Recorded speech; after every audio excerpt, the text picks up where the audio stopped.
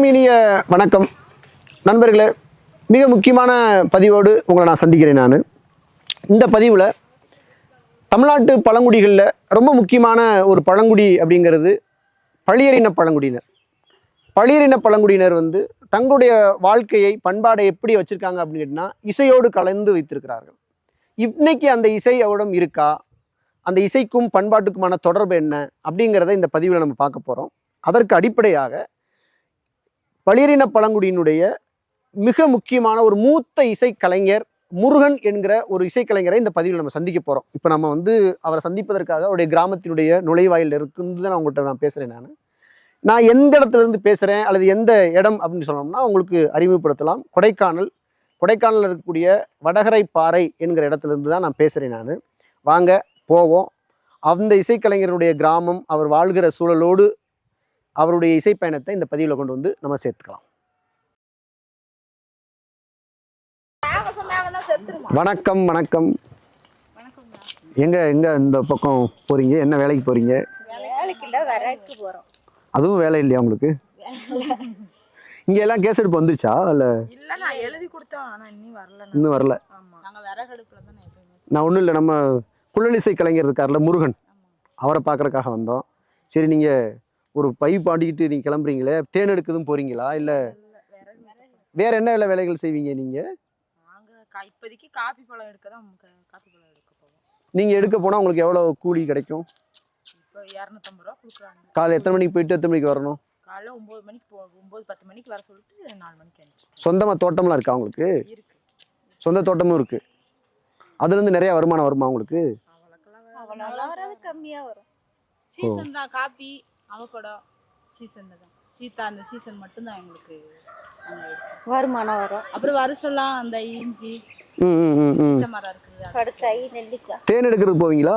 நாங்க போவோம், பசங்க போவாங்க, எங்க வீட்டுக்காரர் போவாங்க. யாரு ஐயா வீட்டுக்கு எப்படி போகணும்?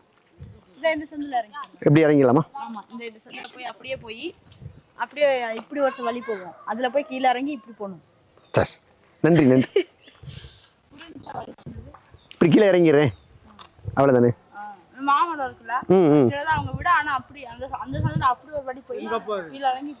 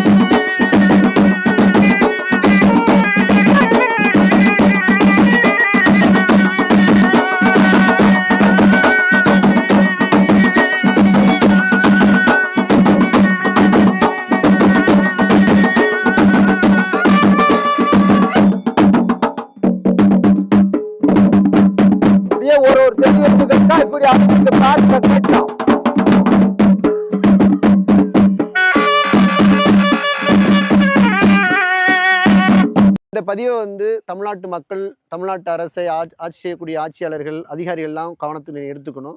ஒரு மூத்த இசைக்கலைஞருடைய வீடு எப்படி இருக்குன்னு பாருங்க. கிட்டத்தட்ட இந்த பதிவில் நான் ஏன் நடந்து உங்களுக்கு நான் அறிமுகப்படுத்தினேன்னா, ஒரு பழியர்களுடைய வாழ்க்கை, அவருடைய வாழ்கிற வீடு எப்படி இருக்குங்கிறத இந்த பதிவுலையும் நீங்கள் எடுத்துக்கணும்.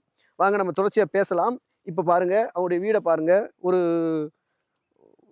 ஒரு கீத்துக்கொட்டையோ அல்லது தகரம் கூட இல்லாமல் அவர் ஒரு துணிகள், பழைய சாக்குகளை வைத்து கொண்டு தான் வாழக்கூடிய மாதிரி தான் அவருடைய வீடு இருக்கு. ஐயா வாங்க வாங்க வாங்க வாங்க. இவர் தான் முருகன் ஐயா. இன்னும் இவர் தான் நம்ம இன்னைக்கு பார்க்க வந்திருக்கோம். இவரையும் இவருடைய இசை குழுவினரையும் நம்ம பார்க்க வந்திருக்கோம். வாங்க நம்ம பதிவுக்கு மேலே போகலாம். இதுக்கு பேர் என்ன சொல்லுவீங்க? இது வந்து பெரிய குழல்னு சொல்லுவோம். பெரிய குழல். ஆமாம். இது வந்து வீணா குழல். வீணா குழல். இது பில்லாங்குழல். பில்லாங்குழல்னு சொல்லலாம், வீணா குழல்னு சொல்லலாம். நம்ம பொதுவாக எல்லாரும் புல்லாங்குழல் அப்படின்னு சொல்லுவோம்.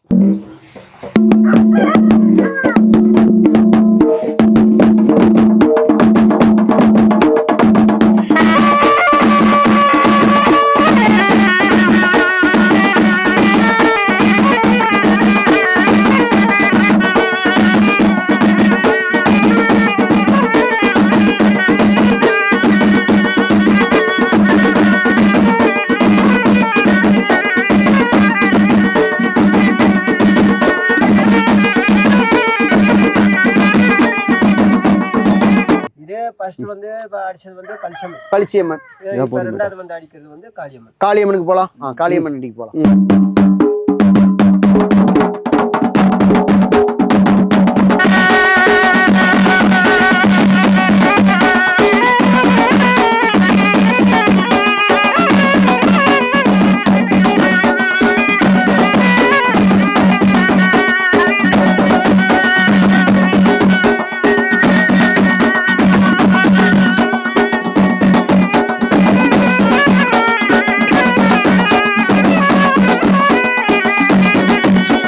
காளியம்மா முடிஞ்சு.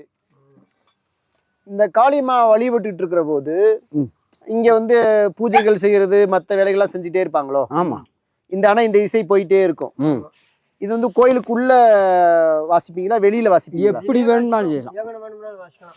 கோயில் பக்கத்துல எங்கன வேணும்னாலும் வாசிக்கலாம். இப்ப எங்க கோயில் இருக்குன்னா இங்கன கூட எங்கன வேணும்னாலும் வாசிக்கலாம். இங்க வாசிப்பீங்க.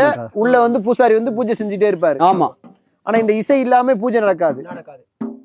அப்படி எங்கேயுமே இது இல்லாம ஒண்ணும் செய்ய முடியாது. பள்ளியர்கள் சாமி போடவே மாட்டீங்க. குழல் ஊதாம இந்த இசை அடிக்காம. அதே மாதிரி எங்களுக்கு மட்டும் கிடையாது. எந்தெந்த ஊருக்கு நம்ம போறோம் அந்த மாதிரி இது இல்லாம அவங்க எந்த ஒரு நாங்க சொன்னோம்ல மன்னாடியார்களுக்கு இந்த மாதிரி தான் அவங்க சாமி கும்பிடுறாங்கன்னு. நாங்க இந்த இது இல்லாம அவங்க கும்பிட மாட்டாங்க. அவங்க குலதையும் கும்பிட முடியாது. அதனால தான் எங்களுக்கு இப்போ 10 நாள் இருந்தாலும் எங்களுக்கு சம்பளம் சாப்பாடு போட்டு சம்பளம் கொடுத்து அதுக்கு தகுந்த மாதிரி எங்களுக்கு ஒரு வரமுறை செய்து அவங்க கூட்டு போவாங்க. 10 நாள் இல்லை 15 நாளைக்கு கூட நாங்கள் அங்கே இருப்போம். ஒரு நாளைக்கு எவ்வளோ சம்பளம் நாங்கள் தந்துடுறோம் அப்படின்னு சொல்லி எங்களை பேசி கூட்டு போவாங்க. அப்போ ஒரு மன்னாடி குலதெய்வ வழிபாட கும்பிடணும்னா கூட ஆமாம் பளிச்சிகளுடைய இசை இல்லாம அங்க முடியாது. எங்க இசை இல்லாம கூட மாட்டாங்க. அதே மாதிரி தான் செட்டியார்கள் அப்படித்தான். ஆமா, அவங்களும் அப்படித்தான். ஆனா செட்டியார்களுக்கு வந்து அந்த நீங்க சொன்ன மாதிரி அந்த புல்லாங்குழல் வீணாக்குழல் இல்ல. வீணாக்குழல் கிடையாது. இது மட்டும்தான், குழல் மட்டும்தான் இருக்கும். மட்டும்தான்.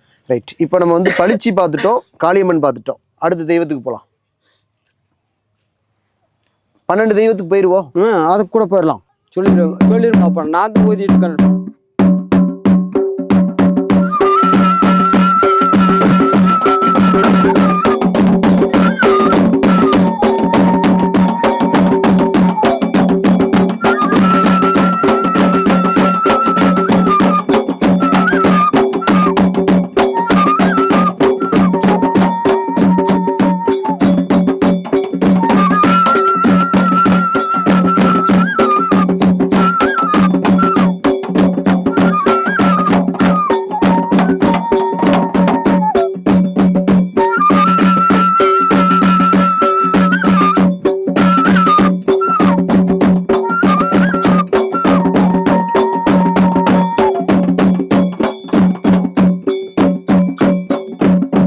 அவரு பாலன் இருந்தார்.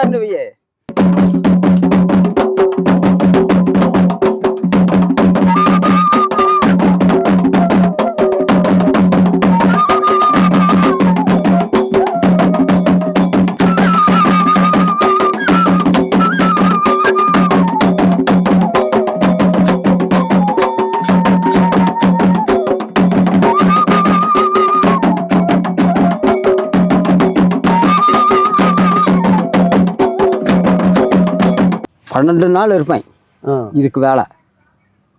12 நாள் இதை வாசிக்கணும். எந்தெந்த சூழல்ல வாசிக்கணும்? அங்கே போய் இந்த மூலூர் ஒன்று இருக்குது, அங்கிட்டு கவிஞ்சி வட கவிஞ்சின்னு இருக்குது, வெள்ளகவை போகணும், மண்ணூர், பூண்டி, கிளாவரா இங்கே வரைக்கும் போய் வருவேன்.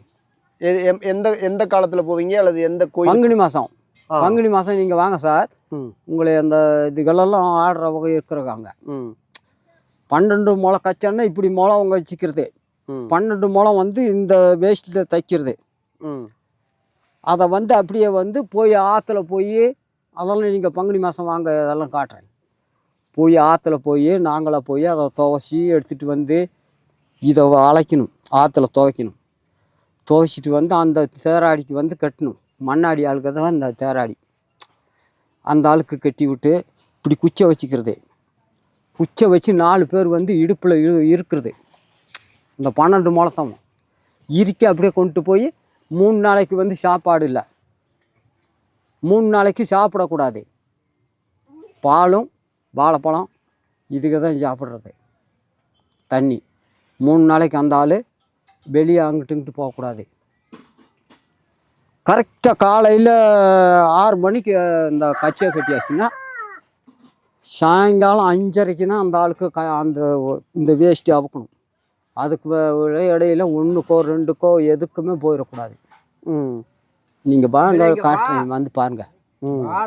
அப்படியே கொஞ்சம் ஒரு இது தொழில் பார்க்குறது இது. இந்த குழலும் அந்த வீணா குழலும் உங்களுக்கு வந்து எந்தெந்த சூழல்களில் அல்லது எந்தெந்த காரியங்களுக்கு பயன்படுத்துவீங்க இந்த இசையை, அது சொல்லுங்களேன் எனக்கு. இந்த இசை வந்து சடங்கு, இந்த சாமி கும்பிடுன்னு சொல்கிறோம் பாரு, சாமி கும்பிடு இதுகளுக்கு வந்து சடங்கு, கனியாளம், சாமிகளுக்கு இது இது அதே மாதிரி இது சாமிக்கு மட்டும்தான்.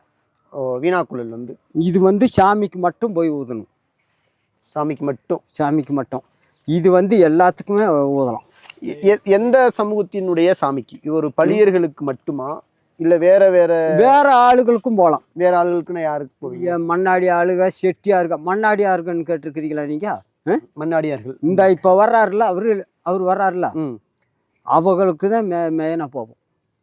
அவங்க செட்டியாருங்க கூப்பிட்ற பக்கம் தொழிலுக்கார் கூப்பிட்றவங்களோ அவங்களுக்கெல்லாம் போகணும். இப்போ நான் வந்து இப்படி சொல்லலாமா, அதாவது ஒரு மண்ணாடியார்களுடைய சாமிக்கோ அல்லது செட்டியார்களுடைய சாமிக்கோ அந்த கடவுளை வந்து அழைக்கிறதுக்காக பழியர்கள் இசைக்கருவியை வாசிப்பாங்க. அது சரி, சரியா?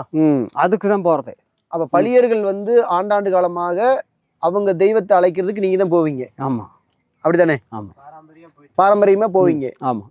அப்போ அந்த தெய்வம் யாருடைய தெய்வம்? அந்த தெய்வம் பூராமே எங்களோட தெய்வம்.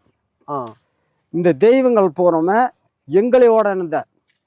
நாங்கள் வேணான்னு இந்த மாதிரி இப்போ நீங்கள் சொல்கிறீங்களா இந்த மாதிரி இருக்குது, இது எப்படி நீங்கள் இந்த இதுக்கெல்லாம் சரி செய்யாமல் இருக்கிறீங்க அப்படின்னு கேட்குறீங்களா இல்லையா? அந்த மாதிரி இதை வச்சு நம்ம செஞ்சாலி பண்ண முடியாது. எவ்வளவு சனத்துக்கு நம்ம சாப்பாடாக்கி போட முடியும் அப்படின்னு அவங்கக்கிட்ட கொடுத்தது தான் இது. மண்ணாடி ஆளுகிட்ட இன்னும் எங்கள் பழினுக்கோ கொடுத்தது அவங்கக்கிட்ட. எதை? சாமிகளை. சாமிகளை. ஆமாம். அப்போ உங்களுக்குன்னு ஒரு குலதெய்வம் இருக்கும்ல, பளிச்சி இருக்கால்ல? அது இருக்குது, பளிச்சமாக இருக்குது, அது வச்சுருப்போம். இப்போ மண்ணாடியார்களுக்கு வந்து வாசிக்கக்கூடியவங்க, பாடக்கூடியவங்க நீங்கள் தான். ஆமாம், ஆமாம், பழியர்கள் தான். இது ஆண்டாண்டு காலமாக இருந்து வருது. ஆமாம். சரி, இப்போ காலம் வந்து மாறிக்கிட்டு இருக்கு. ஒவ்வொரு சமூகமும் வந்து அல்லது ஒரு ஜாதியும் வந்து நம்ம முன்னோர்கள் செஞ்ச அந்த சடங்குகளை அவ்வளோ செய்கிறோமா நமக்கு தெரியாது. இப்போ முருகன் ஐயா போல் இந்த குழலையும் வீணா குழலையும் வாசிக்கிறவங்க இந்த சுற்று வட்டாரத்தில், இந்த பழனி மலை பகுதிகளில் எத்தனை பேர் இருக்காங்க? உங்களுக்கு நிறைய பேர் இருக்காங்களா? ஆள் கிடையாது. 5 வீடுங்கிறதுல ஒரு ஆள் இருக்குது அப்படி. ஆனால் இதெல்லாம் அவங்களுக்கு சரியாக வழங்காது. அப்போ இதை வாசிக்கிறவர் முருகன் மட்டும்தான். நான் ஒரே ஆள் மட்டும். சரி, நீங்கள் வந்து உங்கள் காலத்துக்கு பிறகு எப்படி மண்ணாடிகள் சாமி கும்பிடுவாங்க, எப்படி பாட்டு பாடுவாங்க, எப்படி? அப்படி ஒன்றும் செஞ்சுக்க முடியாதுல்ல. செஞ்சுக்க முடியாது. இப்போ அடுத்த வாரிசு இதை நம்ம இந்த மாதிரி பழகணும், போகணும் அப்படிங்கிறத தெரிஞ்சு இதை பழகினதான். இல்லைன்னு அது வராது. சரி, இப்போ இந்த குழலை வந்து எப்படி செய்வீங்க நீங்கள்? இதை நீங்க வெளியில இருந்து வாங்கிட்டு வருவீங்களா? இல்ல இது வந்து அந்த காலத்துல உள்ள பொருள். அந்த காலத்துல இந்த வகை இந்த மாதிரி செஞ்சுருக்கிறோம். உங்க முன்னோர்களுடைய? ஆமா. உங்க தாத்தாவுடையது அது? ஆமா. சரி. அப்போ உள்ள வகை இது செஞ்சது. இப்போ நம்ம இதை செய்ய முடியாது. செய்யணும்னா ஆசிரியர் கிட்ட கொண்டு கொடுத்து. இது வந்து உங்க முன்னோர்கள் கொடுத்ததை நீங்க பத்திரப்படுத்தி வச்சுட்டு வரீங்க நீங்க அடுத்து. நீங்க இப்ப செய்யறது இல்லை இது? இதுவும் அப்படித்தான். அதுவும் அது மாதிரி. இப்போ இது திருமணத்துக்கு வாசிக்கிறீங்க அப்படின்னா திருமணத்துக்கு எப்படி வாசிப்பீங்க? திருமணத்துக்கு இப்போ என்ன சொல்கிறேன், கனியாள தாளங்கிறது இருக்குது. கனியாள தாளங்கிறது சொல்லி காட்டுறேன். அப்புறமேலு அதை ஊதணும்னா கனியாளம், அதுக்கு கனியாளத்துக்கு சடங்கு தாளம்னு ஒன்று இருக்குது.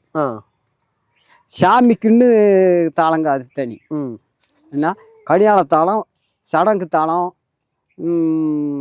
சாமி தாளம். சாமிகளுக்கு என்னென்ன தாளம்? இறப்புக்கு உண்டா? சாவு சாவப்ப எப்ப இசைப்பீங்க? அதாவது எப்ப ஊதுவீங்க, எப்ப ஆடுவீங்க, என்ன நடக்கும்? கேதம் இறந்துருச்சு அப்படின்னா என்ன நேரம் அவங்க இறந்துடுறாங்களோ அப்ப இருந்து ஆரம்பிச்சுக்குவோம், கொண்டு போய் அங்க போட வரைக்கும், புதைக்கிற வரைக்கும். ஆமா. இப்போ ஊதிட்டே தான் இருப்பீங்களா? ஆமா. திரும்ப வந்து அது அங்கே புதைச்சாச்சுன்னா இல்லை புதைச்சிட்டோமோ எரிச்சிட்டோம்னா அதுக்கு பிறகு வந்து இதை அனுபவிக்க மாட்டோம். அந்த கர்மாதி கும்பிட வரைக்கும், நல்லது செய்ய வரைக்கும் இதை எடுக்க மாட்டோம் கையில். ஓஹோ. இப்போ பொண்ணு பூ பெய்து ஆகுறாங்கல்ல, பெரிய பொண்ணு ஆகுறாங்கல்ல, வயசுக்கு வர்றாங்க. ஆமாம் ஆமாம். அந்த சடங்கு செய்வாங்கல்ல, அதுதான் அதுக்கு தான் சடங்கு தாளம் முடிச்சு விடுறது. ஓ, அதுக்கு தான் 2 நாளைக்கோ 3 நாளைக்கோ 1 வாரத்துக்கோ அது விசேஷம் வைப்போம். இது என்ன இதுல செய்யறது? அந்த இது வந்து இந்த பெராந்து மேலே சுற்றுது பார்த்தியா, பெராந்து. ஆமாம். அந்த பெராந்தோட ரெக்கை இது. எது? இந்தா இது. ஓ, இது வந்து தேங்காய் சரட்டை. சரி. இது வந்து கொண்டு போய் இந்த ஆற்றுகளில் நாணல், அந்த ஆற்றுல புல்லு மாதிரி இருக்குல்ல, அது இந்த நாணல். உங்கள் அப்பா வாசிப்பாரா? முருகன் அப்பா வாசிப்பார். முருகன் அப்பாவுடைய பேர் கருப்பன். கருப்பனு அப்பா வாசிப்பார். அவர் பேர் என்ன? அவர் பேர் சின்னாம்பளியன். சின்னாம்பளியன். சின்னாம்பளியன். சின்னாம்பளியனுடைய அப்பா பேர்?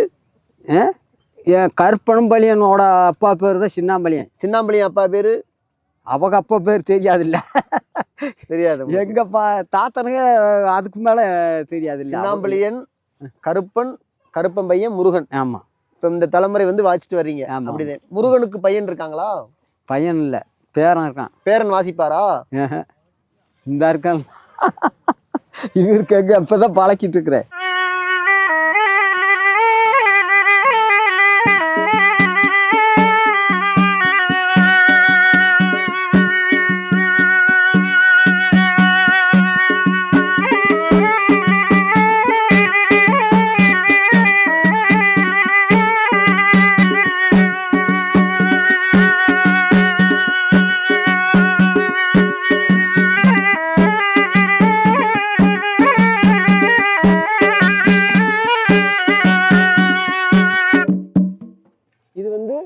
இதுதான் அந்த சடங்கு சுத்துறோம்ல, திருமணம் அதுக்கு இது.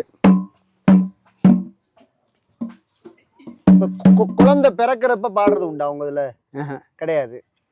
அப்புறம் பெண்கள் பூ பெய்தப்ப சடங்கு பாடுவீங்க. ஆமா. அதுதான் இதுவா இல்ல அது வேறையா? இதுதான் சடங்குக்கு.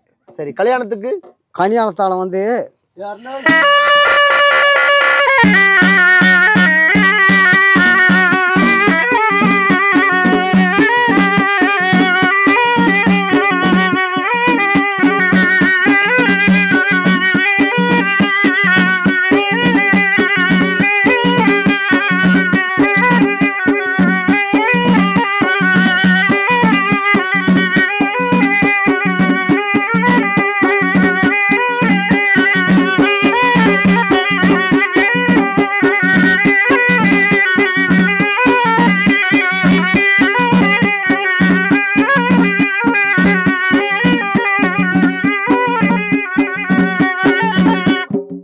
பழங்குடிகள் தொடர்பாக ஆராய்ச்சி செய்து கொண்டிருக்கக்கூடிய ஆய்வாளர் பழனி நம்மோடு இருக்காங்க. அவங்கள்ட்ட சில செய்திகள் நம்ம கேட்கலாம். சார் வணக்கம். வணக்கம் சார். எப்படி சார் இருக்கீங்க? நல்லா இருக்குங்க சார். மகிழ்ச்சி சார். மகிழ்ச்சி. இப்போ நீங்கள் பள்ளிகள் தொடர்பான அவருடைய பண்பாட்டோடு தொடர்புடைய இசைகள் பற்றி ஆராய்ச்சி செய்த ஒரு ஆய்வாளர் அடிப்படையில் உங்கள்கிட்ட ஒரு கேள்வி.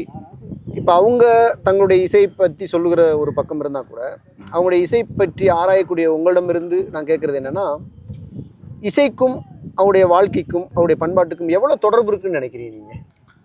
இசைக்கும் அவங்க வாழ்க்கைக்கும் தொடர்புங்க இருக்கு. இயற்கையோடு அவங்க வாழ்கிறதுக்கும் நிறைய தொடர்பு இருக்குது. அவங்களோட இசைக்கிற இசையை பார்த்து நல்லா உன்னிப்பாக கவனித்து பார்த்தோம்னாவே அந்த விலங்குகள்கிட்டருந்து தன்னை காப்பாற்றுறதுக்கும் விலங்குகளோட ஒன்றிணைந்து வாழ்கிறதுக்கும் அதுக்கு அடுத்து நம்ம கூட்டமாக இருக்கிறதுக்கும் உண்டான நெருங்கிய தொடர்புகள் அந்த இசையில் இருக்குது.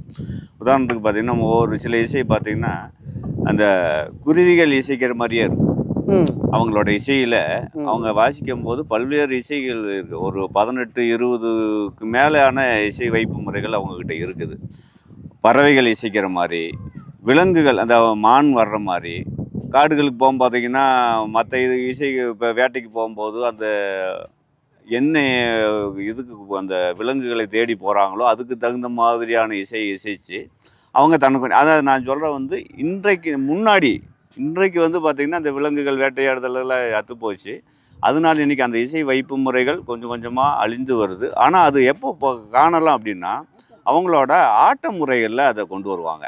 இசை அந்த பறவைகள் மாதிரி தன் சமிங்களை கொண்டு வர்றது, விலங்குகள் மாதிரி ஆடுறது, யானை மாதிரியான அந்த ஆட்ட முறைகளை கொண்டு வரும்போது அவங்களோட இசையோ அந்த ஆட்டமோ அவங்க வாழ்வியலும் நம்ம அறிந்து கொள்ள முடியறதுக்கு ஆட்டத்தில் காணலாம். அதாவது தொடக்கத்தில் இருந்த ஒரு இசை வந்து இன்னைக்கு அழிஞ்சிட்டு இருக்கு. ஆமாம். ஆனாலும் அவங்க வந்து ஒரு குலதெய்வ வழிபாட்டிலேயோ அல்லது திருமணம் சார்ந்த விஷயங்கள்லையோ அல்லது இறப்பு சார்ந்த விஷயங்கள்லையோ இசைக்கிற போது ஆடுகிற போது அதனுடைய எச்சம் இருக்குன்னு நீங்கள் சொல்கிறீங்க.